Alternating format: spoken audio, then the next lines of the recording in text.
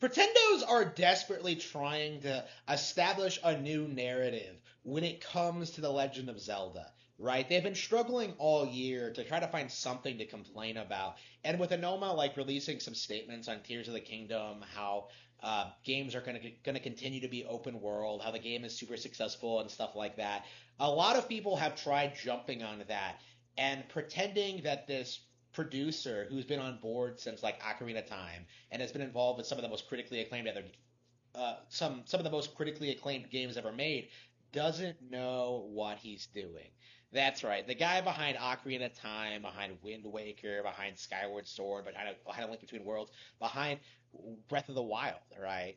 This guy doesn't know what he's doing in regards to the Legend of Zelda franchise. Now, this is nothing new, right? We've been seeing this for years. Like the Aonuma hate is probably one of the most like established Pretendo things in the industry. But like over the past couple of years, like with the release of Breath of the Wild and like the game suddenly becoming like mainstream popular AAA games, like after being downplayed for so long, like it was really really difficult for people to get away with like complaining about Aonuma. Like I continue to see Sean Malmstrom do it, like still doing his shtick of like puzzles, like things like that. Like I've seen a handful of people do it, but like by and large, it kind of fell by the wayside until recently, right? And it, I feel like with the recent comments Anoma has made and like the backlash towards them, it can't be more obvious to me that the people complaining about modern Zelda, about Anoma, about Nintendo in general, are not fans, right? Because it's obvious why Zelda has taken the direction it has. It's obvious why Anoma has made these decisions. It's obvious why the series has evolved the way it has. And it's entirely because this is what you wanted, right? Do you people not remember what it was like in 2011 when Skyrim came out and everyone was trying to pretend that Skyward Sword was one of the biggest travesties in gaming history, right? Remember how everyone was insisting that like Zelda should be more like Skyrim, and then in a matter of 6 years, like they put out a game that's better than Skyrim in every conceivable way, right? Like, do you not remember that? Like, do you not remember how that situation played out? Like, are you still delusionally trying to convince yourselves that, like, that didn't happen? No, like, you don't even remember that. You don't even remember what happened in that situation. You probably think it was justified, the backlash towards Skyward Sword, right? You probably thought that game deserved to be considered one of the worst ever, right? You probably thought, like Nintendo was behind the times because everyone did at that period, right? Everyone thought the Wii was like a failure and that Nintendo was going to go third party within like the next couple of years, right? Like people loved trashing the the Zelda formula at the time, right? Like everyone said it was outdated, everyone said it was stale, everyone said it was formulaic. And that was never true at any point of its era, right?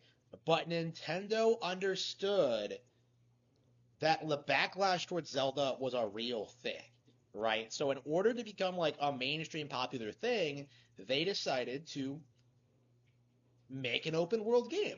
They experimented with a link between worlds and like that bit of like non-linear design, and then they put out Breath of the Wild, right? And the rest is history, right?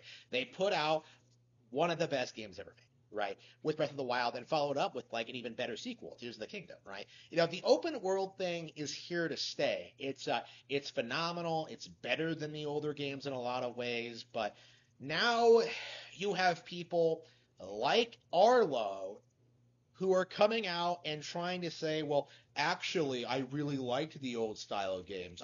I want them to go back to that. I don't want every game to be like Breath of the Wild. Wah. And like completely ignoring that there are like, plenty of older games to go back to and play if you really want to play those old style, like completely ignoring just how hated the Zelda formula actually was, like completely ignoring that there's like nothing stopping Nintendo from making a throwback title in that style in the future, right? completely ignoring that, like, these open world Zeldas are very popular and are very successful and, like, are doing very well for themselves. Like, completely ignoring all of that in order to, like, continue pushing this narrative. Like, that Nintendo is doing something wrong with the Legend of Zelda games, right? And this goes into what I've been saying about Pretendos from the very beginning, right? This is the entire focal point of my channel, is that nothing Nintendo does will make these people happy, right? We've seen this happen with the Zelda IP, where everyone said that Zelda couldn't stay competitive because it wasn't enough like Skyrim, that it didn't have an open enough world, that people were sick of, like, the formulaic linear structure, and now that we have Breath of the Wild, now that we have Tears, like, you have the same people, not even the same kind of people, the exact same people, like, making the same kind of complaints about the open world formula, how that's played out now, how that's boring, how that's not holding up very well, which is obviously not true, which Aonuma even acknowledges that, like, it's just people speaking out of nostalgia who don't actually, think critically about these kind of things. Like, you you have a bunch of people who are just complaining for the sake of anything, uh, who are complaining for the sake of complaining. Like, it's not genuine, it's not real, and as a result of that, like, why would Nintendo ever take these people seriously? Like, why would people ever acknowledge them, right? Like, people like Sean Malmstrom, like Arlo, like the BitBlock, like, they're not going to be happy with anything, right? These people, like, obsessively just hate everything Nintendo does because they really don't have anything else in their lives, right? That is the reality of the Pretendo, is that they obsessively wait for the Nintendo Direct to drop, and when it does, they suddenly have a problem with everything that gets announced.